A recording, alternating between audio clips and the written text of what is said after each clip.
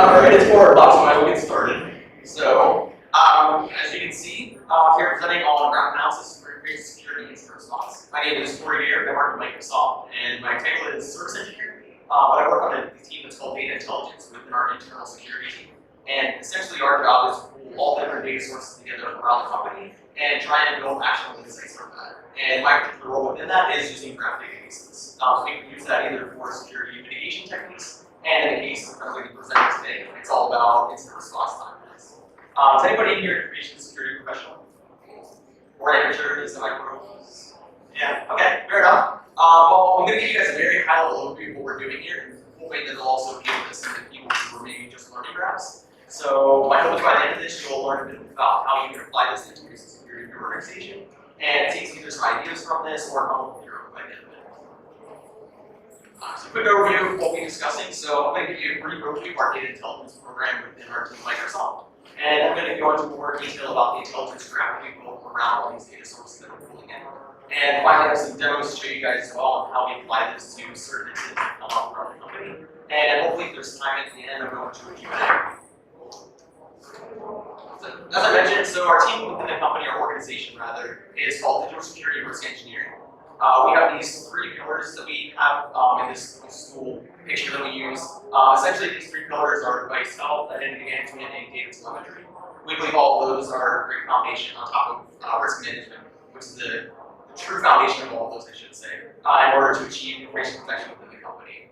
And so this idea of no silver bullets means that we don't believe there's any one solution or any one of these things that will solve all information security problems. Rather, it's all these things that come together, and if any of them fall apart, then the entire thing falls apart. So you lose all your information protection. However, we're going to be focusing on data telemetry bit because that's where data intelligence comes in. So primarily we focus on these 4 primary areas. So we have this thing we call the universe, which is defined of everything we consider assets in the organization. So we look at these as physical devices, servers, machines, but pretty much anything that looks at the network or touches our network is what we really want to include in this universe. So that also includes people, that's IP addresses, URLs, anything that really has any sort of grasp on our network or touches our network in any way. And doing that, we also go into the threats that exist out there. We look at not only the things that exist to our Microsoft, but also all the external companies, whether that's our customers themselves or other people in the industry doing similar things. And we do that because even if the threat doesn't actually hit us right away, we need to learn from those attacks and figure out if we're vulnerable based on what happened to make this happen. And then in turn, we can help protect our customers that way and also our digital assets. These 2 things come together into this thing we call intelligence as a service. So this is the idea that we can provide the governance, the data platform, and other techniques for mitigating these things and helping ensure that all the organizations that could be impacted by these things have the right materials they need in order to work against those threats.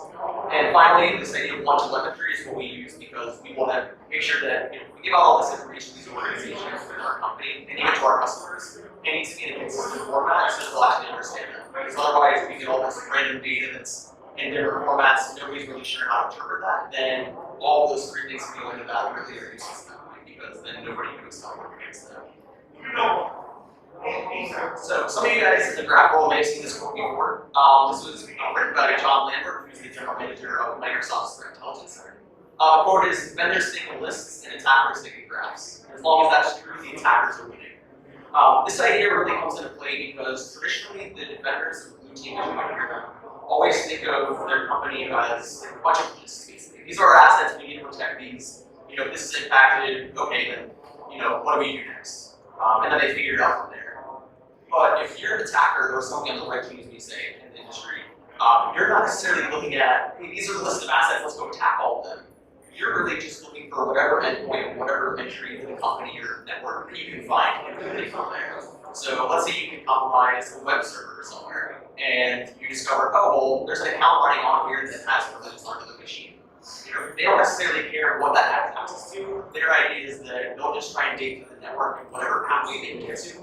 And obviously, if there's one vulnerability out there like that, there are going to be plenty of others in the organization as well. So that's their way of going through and finding assets and digging through the network. But defenders don't really think about that, or they haven't in the past, which is where we can bring in graph to help us out. Defenders already have all the data that you can use to build some kind of intelligence around this or build the mitigation techniques to prevent this kind of attack from happening or really any attacks. So it's time we actually start using that thing together. So for all of you graph engineers here, just a quick overview of our stuff that we have. So we're running the Untitled Enterprise Edition and also cluster. We're running it in Azure, and we use Windows Server 2016 because it's Microsoft, so why not? And also we have our own custom ETL process that I wrote that uses Azure functions, which lets us combine data from pretty much any resource we would want to, and just push it up into a queue for synchronization into there. So we can really do this at whatever rate we want to, which makes it really helpful for incident response purposes. And within this intelligence graph, we have things like the different assets, like I mentioned. We also have things like people, like employees, the security groups that accounts belong to within that directory, organization hierarchy, and of course also different events that come in through the company for different collectors. And you'll see in this next slide here how that can all come together in a data model. So this is a sample of what we would use in our intelligence graph. Everything is very simplified, very abstract, because we want to be able to combine any data source as possible so we can better increase our efforts whenever we do incident response and better enhance those efforts. So as you can see from here, with all these relationships, there's very few nodes, but lots of edges. And there's a lot you can infer right from here to begin with. For example, one way that some attackers get in through networks is they'll pop an account and it belongs to a certain domain, but maybe that account has access to other machines on a different domain as well. So that's where we have this idea where an account can get through a domain, and depending on the level of trust it has with other domains in the enterprise, they could potentially spread the impact from just one single domain to an entire company if you're not careful, where your configuration is very old in your company. Similarly, you have things like machines. So if a machine gets compromised, first you can see everybody that has administrative access based on this model. But then as an incident responder, you want to know what's going to be impacted by this if a machine gets compromised. And so that's where this application node comes into play within this model, because then you can see, okay, is this just an application on a developer machine? Is this, a custom app, or is this something for like a customer data database? So with that model in mind, I'm going to turn it over to show you guys a couple of demos that we use this model with. Now this is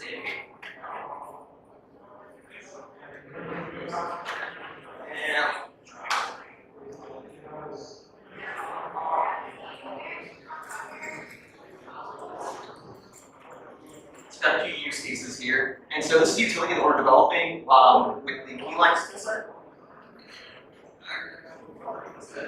I can't see this very well.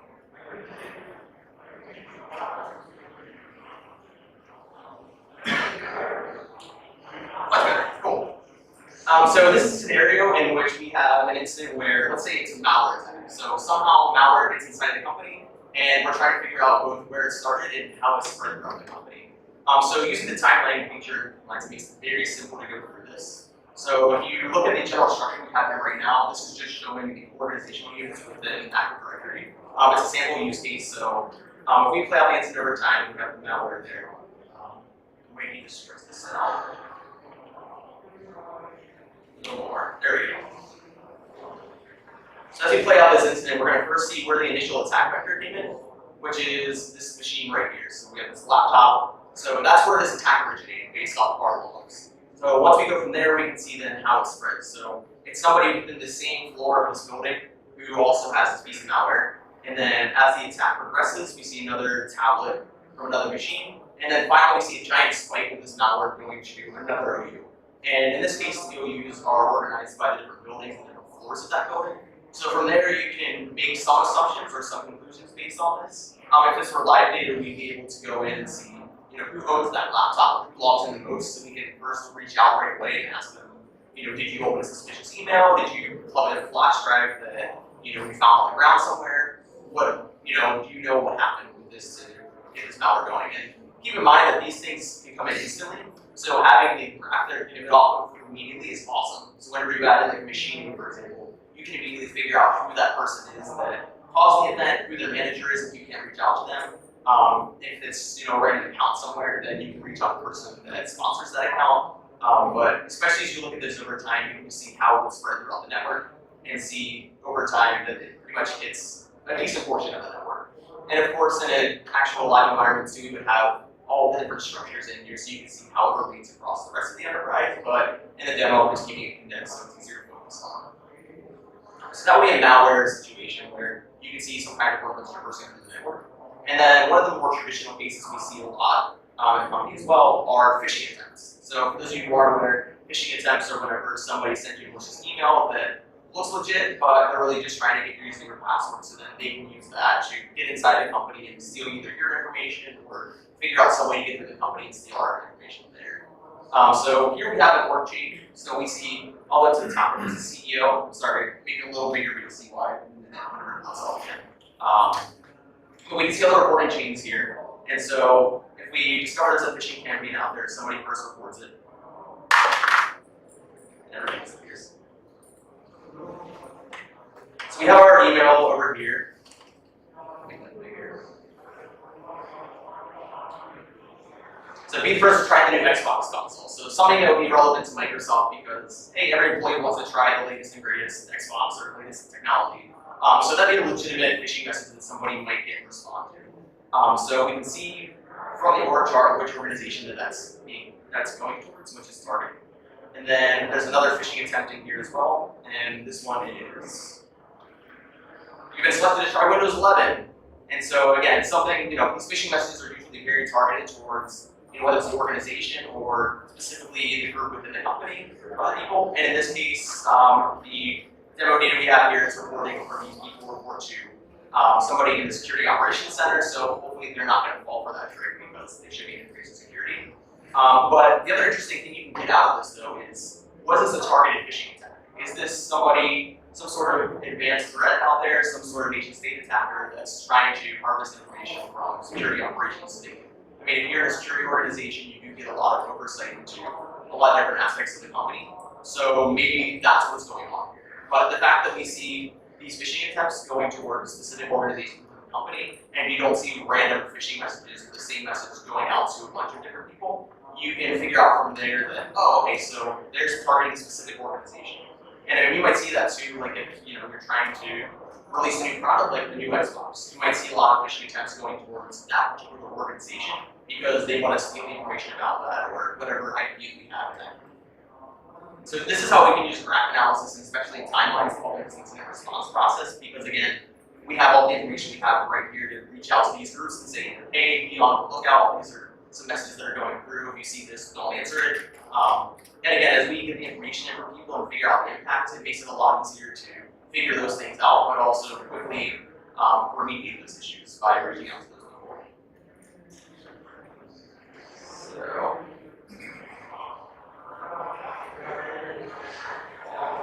So just to wrap things up, so there's immense value in using graphs in the information security community. These are just a couple very simple demos, but I mean, we could go on and on with a number of things that you could potentially do with this. Some things that I'm looking into now are like writing signatures in Cypher that would help us go through and detect these threats through the logs before they actually become an issue or somebody even figures it out or somebody even reports an issue there. And because your defenders, you already have the data because you belong to the organization. So it's very easy to put all this together as long as you can find all the data sources that have this. And also with that, it provides an excellent means for representing all this defender data in an effective format. So you can figure out, even from the data set that I just showed, you can figure out what could be compromised. If you see people that are administrators of a lot of machines, you can look at that and say, okay, do you need this much access? Is there a better way to provide this? Because one account having easily taken probably isn't the best security strategy for you. And finally, during and after an incident as well, you can see the different vectors of attack, how somebody got in, how it spread.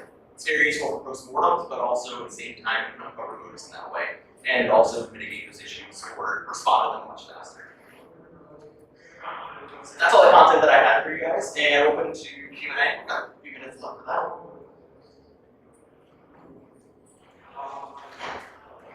that. Yeah. So in a lot of those slides, you showed they were organizational hierarchies, Right. And you had individuals whose laptops were compromised, Right. and then eventually spread, throughout the organization. So what was your initial indication that it was compromised? I mean, so it must have tripped some kind of. Right. So at least in our company, you can do various sources. So I mean, we obviously have the Windows Defender Advanced Threat Platform, which is a great source for tracking those things. It could also be something as simple as somebody reporting something running on their computer. In this case, it's just a demo, so there's not a particular source just because I made up the data. But in most cases, it's either somebody reporting something that, hey, I don't know what this is, it keeps popping on my machine, or we'll get some kind of signal from antivirus, or even from our edge firewall sometimes too, we'll get logs from suspicious IP addresses that things are communicating through. So, I mean, it really depends on your network. You know, then there are the kinds of attacks where something would be introduced, like so a laptop would be compromised, but no one would know it because it doesn't do anything. Right. Until enough computers have been compromised like that, and then maybe they'll start communicating, or they might send something back home to wherever they came from, like communicating like very discreetly. Right. And you may not.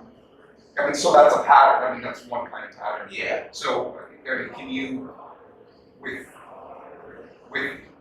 your book, can you recognize when something like that has reached the stage where now it's an active threat instead of just And again, it really depends on whatever solution you have in place for monitoring. So if you have a great antivirus solution in place, also, you could have something like it's a 0-day 2, like the one at Greg situation that came out a couple weeks ago to shut down public health services in Britain, where you're not even aware that that's a thing until all of a sudden it just starts exploding everywhere, and suddenly everybody's scrambling. But in that kind of situation, then too, you learn what to look for, so then you can write different signatures to figure out, okay, are there machines that meet this criteria that could match this? And then from there, it wouldn't necessarily be an issue of, oh, we know this machine is infected. It could be, we know this machine is potentially vulnerable to this or compromised based on the signature. So it really depends on the particular piece of malware that you're looking at. So it's hard to say. And like I said, this particular situation is just big data, but there are a number of ways you can detect that. So outside of the demo context, are you actually tracking that particular piece of malware? I mean, to know that it's spread, like one thing to know that this is the network configuration, but that this is actual spread over time, like, or that this So during an active incident, what happens is we have incident responders that are going through and either finding these things and adding them in there, or if we have some sort of stream that tells us this is coming in, we'll add that into this sort of application as well. So we can either pull that in real time, or somebody's actively looking through logs somewhere and pulling these in here. But the thing that you get out of there is that we can use Neo4j then, and as you're adding these indicators of compromise, we call them, you can say like an alias or a machine name. We can immediately give you that information back on that machine or that user account, so you know who to reach out to right away. So it can go either way. It can either be automated or it can be manual. With information security, there's a lot of pushback on the idea of doing everything automatically, just because you don't know what you're missing then. Again, you don't want to necessarily rely on one single source to pull all that in there, but it helps to have that. Does that make sense? yeah, so you do have an indicator base, you do have an indicator layer to your Yeah. Oh yeah. So I mean, and the one that I called out earlier too is the Windows Defender Advanced Threat Platform, which is great because it gives you a great overview of the enterprise itself and see what all threats it's found. And so from there, we need to pull that data in, or what other data sources we can find all the time. Yeah. So the tool that you're building, is the intention to actually monitor these security incidents that they happen in real time, or is it primarily for Eventually, right now we're starting it out as what's called a common operating picture. So we want everybody to be on the same page to see the scope of the incident and what's going on, but we are adding the ability to add in data sources, the upstream sources that would say, hey, pull in these logs from this source so we can put this on there, and then we don't necessarily always have to have responders putting those in there, but it helps to have both angles. Yeah. You mentioned that there are 13 million edges. So is it a sample of data or all of it? Because I would assume that there would be much more data. Repeat that. So I'm saying there are 13 million edges, right? Yeah. So is this a sample of data or all of it? Because I would assume how many employees it has. Over 100,000? Oh yeah, so I mean, if you look at all the nodes and the edges there, so we pull in everything from Active Directory. That's our base source for a lot of these things, like what machines, what accounts, what security groups we have, and then we can do that with the edges as well. There are sometimes data gaps that we don't have that we're actively working to resolve, so that's what we have in there right now, but we're constantly adding other data sets as well. So I don't want to give away exact numbers on how many assets we have. It is a lot, but given what we have in our graph model right now, that's what we have. It might not be a complete picture. There are probably some things that we're missing in there, but if there are, then we're actively working to find ways around that. Yeah. Can you share the one-time metric, like what do you log? So that is out of my scope of my job. We have a threat intelligence team that writes, we call them threat summary reports. And so they go out, which also looks like a graph model almost of how some sort of incident begins to end, and the different indicators of compromise that come through that. Of course, I don't have a summary slide of that, but that's one of the focuses of our team as well. They'll go through and build those. But eventually, like I mentioned before, I'd like to be able to adapt those into some kind of signature using Cypher so that we can have those data points that show those compromise points, then we can instantly detect that within our graph. Yeah, you mentioned that you're writing signatures using Cypher, and I'm curious if you could give us what that looks like. Oh, so I haven't doing it yet, something I want to download. But it would be something like we have, I guess I wish I would have had the thread summary reports here now, but I have to pull it up. But essentially, like I said, they kind of draw them out in this sort of graph format, like, this is what happens in the first step, second step, third step, fourth step. So if we can somehow map those to the data points that we pull in, then I'd love to be able to write a signature using that. So it would probably just be a simple match query, or depending on how advanced the kind of thread is, then we could write something more complicated, I guess, but it just depends again on what data sources you have to have in order to match those. Yeah. Have you found this works well across all of your tools in this area, or just particular ones? So this one's actually more unique because right now we've just been using things like, OneNote or SharePoint to share these things or having meetings. So this is relatively new in our scope and incident response, and it's been super helpful. We've used it in a couple incidents over the past couple months, and everybody's found it really helpful because, again, everybody's more on the same page as far as what's the scope of this incident, what do we know, what don't we know, and that way it's a lot easier for people to find, oh, I found this in a log file somewhere, is this something that somebody's already aware of? If not, then I can go for it here. So, yeah. I don't have, of course, like a specific metric that says this is how useful it's been, just because, again, it's new. So we can probably try to find something to measure that at some point as we improve it, measure it.